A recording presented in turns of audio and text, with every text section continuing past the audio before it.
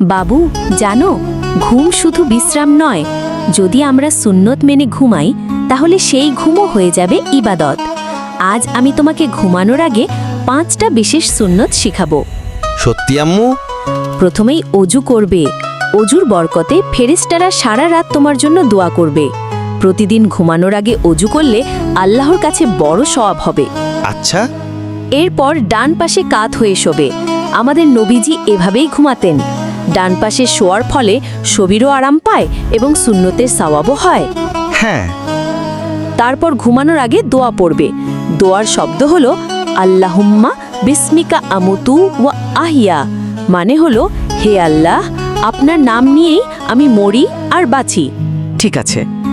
এরপর সূরা ইখলাস, সূরা ফালাক আর সূরা নাস পড়বে। তারপর হাতে ফু দিয়ে পুরো শরীরে মাসেহ করবে। এতে আল্লাহ তোমাকে খারাপ থেকে রক্ষা করবেন। বুঝেছি। সবশেষে আল্লাহর নাম নিয়ে শান্ত মনে ঘুমাবে। তখন ঘুম হবে আরামদায়ক আর সে ঘুমও হবে ইবাদতের অংশ। শাবাশ আমার বাবু, মনে রেখো, ছোট ছোট এই সুন্নত আমলই আমাদের জীবনে বড় পরিবর্তন আনে। আল্লাহ আমাদের সবাইকে তৌফিক দিন। আমিন। আপনি যদি আরও সুন্দর ইসলামিক গল্প দেখতে চান, সাবস্ক্রাইব করতে ভুলবেন না।